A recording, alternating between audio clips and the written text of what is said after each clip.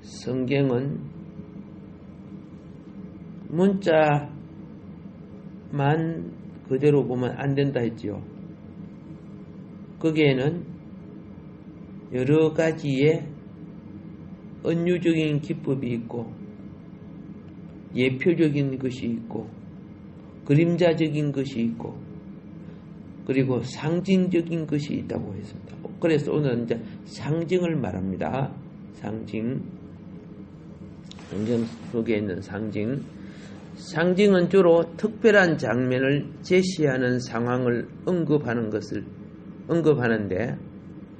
상징은 특별한 장면을 제시하는 상황을 언급한다 그랬습니다. 그래서 예를 들면 광야에서 이스라엘 자손들이 40년 동안 방황했잖아요.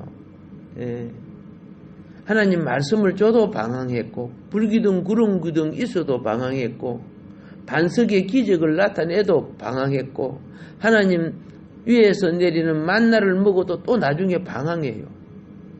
그러니까 기적과 은혜를 체험해도 얼마 안 가서 또 방황해요. 자, 그거는 오늘날 우리에게 뭘 나타냅니까? 우리 그리스도인의 생활이 방황하는 생활이라는 것을 또 나타내는 거예요. 그들도 불평과 원망 많았어요. 우리도 불평과 원망 많아요. 성령이 우리를 양심을 깨우쳐서 이렇게 가라 저렇게 가라 불기둥 구름기둥으로 인도하지만은요, 우리는 자신도 모르게 애굽으로 돌아가자 세상 것을 그리워하고 세상 것을 누리고자 하고 맛보려고 하는 거예요. 그래서 광야의 이스라엘 백성들이 방황한 것은 오늘날 우리도 그와 같은 생활 속에 이런 체험을 하고 있다는 거죠. 이제 그걸 상징과 그림으로 우리에게 보여주는 거죠. 자, 유월절은 하나의 상징이고 또 그림입니다. 유월절 어린 양이 그리스도 예표라고 합니다. 유월절 자체는 우리의 유월절이신 그리스도. 거기서 우리는 뭘 봅니까? 어떻게 우리를 하나님의 심판에서 구원하시고 그분의 어떠하심으로 우리를 먹이시는가를 묘사하고, 그죠? 묘사하는 상징이라고 말입니다. 그래서 유월절의 그림은 그리스도의 상징이다 하는 걸 다들 알고 있지 않습니까? 그리스도는 그분의 창조 안에서 자신을 나타내는데 너무나도 풍성하십니다.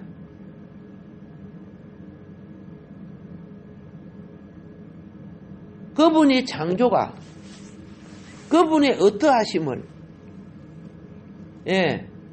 우리에게 묘사하는데 이 타락하고 난 뒤는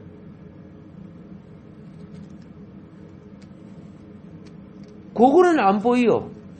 타락하고 난 뒤에 본질은 볼 수가 없어요. 그게 소경이죠, 소경.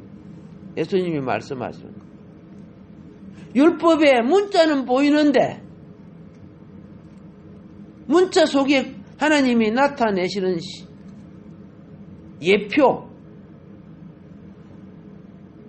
그림자, 상징 이런 걸 못 보는 거예요.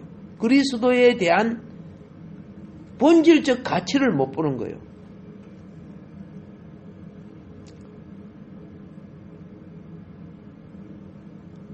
영의 세계를 우리에게 알게 하시기 위하여 우리에게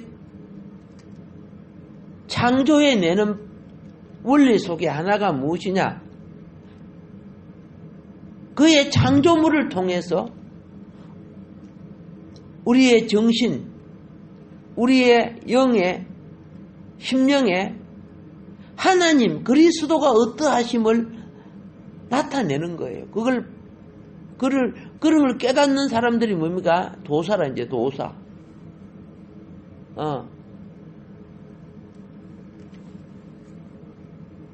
그리스도에 대한 구약에 나타난 모든 예표와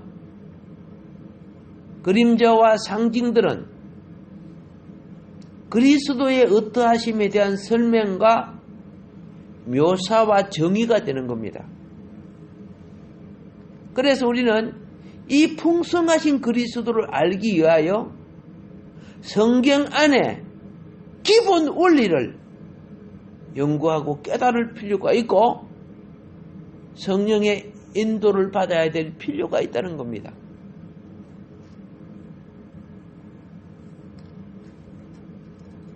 이게 실패한 것이 유대 종교란 말이에요. 말씀은 갖고 있고 말씀을 암송했는데 그리스도를 발견하지 못했어. 그래서 오신 분을 보고도 그들은 십자가에 못 박아버려요.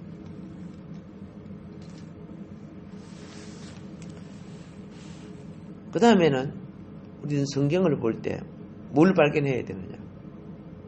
자, 예표와 그림자와 상징과 그 다음에 예언을 보는 겁니다.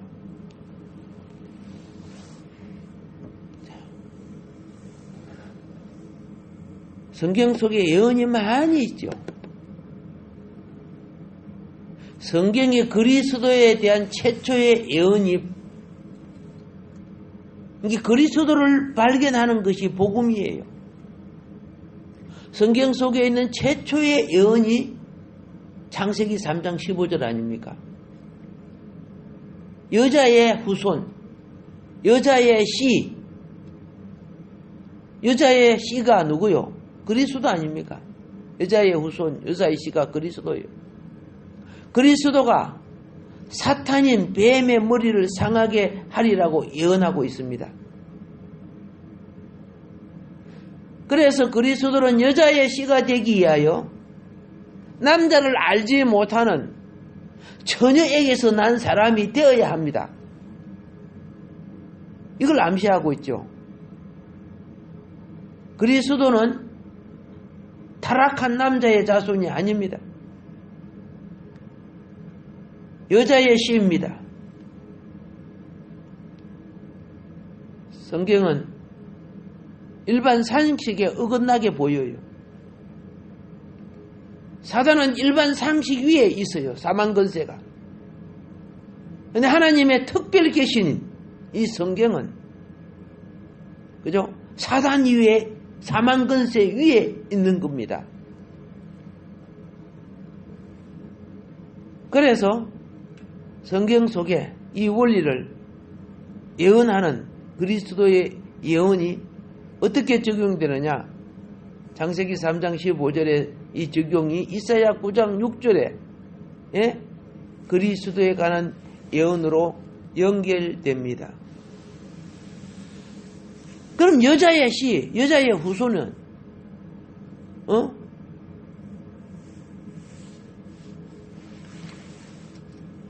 몇 가지 칭호를 가지고 나오느냐? 7가지 칭호를 가지고 온다는 겁니다. 첫 번째, 아기로 태어난다. 두 번째, 이 아기는 아들이다. 세 번째, 이는 기묘한 분이다. 네 번째, 이는 모사다. 다섯 번째, 전능하신 하나님이다. 여섯 번째, 영존의 아버지이다. 일곱 번째, 평강의 왕이다. 와, 여자의 후손이 7가지 칭호를 가지고 태어나요. 여자의 씨, 여자의 후손에 대하여 확대해서 그 본질을 더 계시하기 시작합니다. 이것이 예언이에요. 예언한 거예요. 그리스도에 관한 다른 많은 예언들이 있습니다. 예. 짧은 쓰거라설한 책이 있습니다. 거기에 보면 또 많은 그리스도에 대한 많은 혹은 또 자세한 예언들이 있습니다. 우리가 시간 되면 이제 이런 걸 알아가야 되겠죠. 그 다음에 또 성경은 창조 후 오늘날까지 성경의 예언들이 많이 성취되었습니다. 그래서 성취 안에서 그리스도를 또 보는 겁니다. 예언된 그리스도가 오셨잖아요. 마리아를 통해 탄생했잖아요. 성취된 된 거죠. 예언대로요. 신약 안에 있는 예언의 성취는 신약 안에서 나타냅니다. 예. 예언의 성취는 그 성취뿐만 아니라 거기에 때때로 무언가 더 첨가되어서 그 다음을 또다시 예언하게 만들어냅니다. 자, 이런 거 있죠. 제가 이제 영등포에서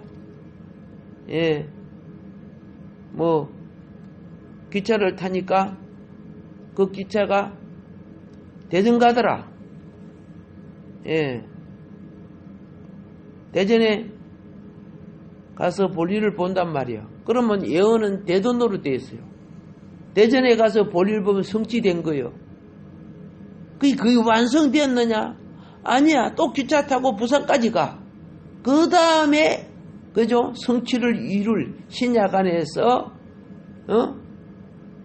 예언을 또 만들어내고 첨가해내는 것이 성경에 있다 그 말입니다. 자, 구약은 그리스도가 어린 양이 될 것임을 계시합니다.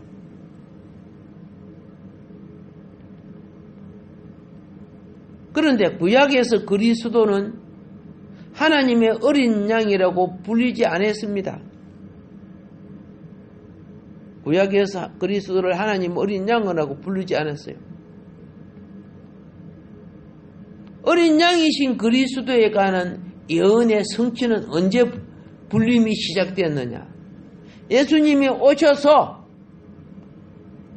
요단강 세례를 받고 나신 후 성령을 받고 났을 때 세례 요한이 그때서 성취된 요한복음 1장 29절에 유월절 어린 양인 예수를 그렇죠. 하나님의 어린 양이라고 요한복음 1장 29절에 부릅니다. 예. 자, 이렇게 그렇죠. 본질이 더 첨가되어 더 구체화되어 나타나요.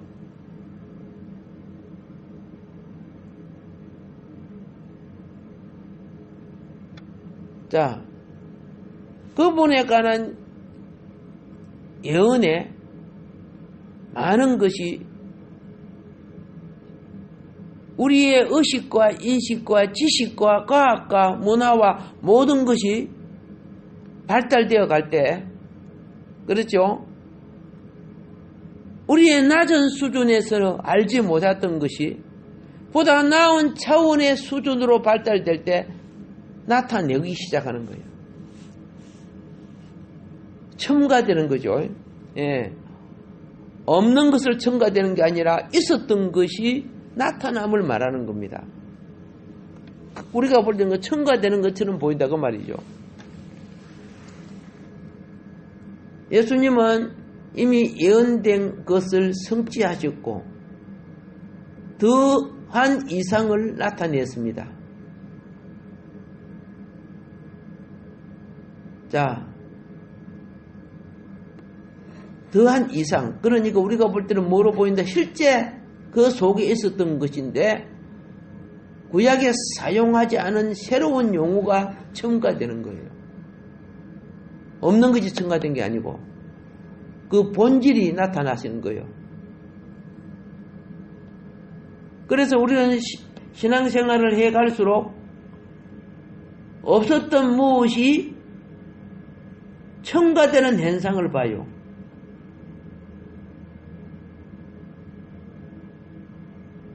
애가 태어나서 분명히 완전한 애인데 첨가되기 시작해서 이빨이 나기 시작하더라고요. 처음에 태어날 때 없었던 거야. 근데 애가 조금 더 자라니까 수음이 나더라고. 뭔가 그죠? 첨가된 거죠. 그런데 외부에서 첨가된 게 아니라 원래 속에 있었던 것들이 성장을 통해서 나타나는 거예요. 과일도 그렇잖아요. 예.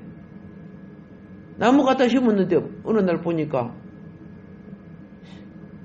새순이 나고 꽃이 피고 열매가 되고 그 속에서 그것이 나오는 거예요. 이것이 무한한 그리스도의 체험이에요. 우리의 체험에 있어서 그리스도는 하나님의 어린 양이 뿐만 아니라 영원한 어린 양이라고 계시록은 설명하고 있습니다. 예언은 짧고 성취는 길고 체험은 영원합니다. 예언은 간단하게 되어 있어요.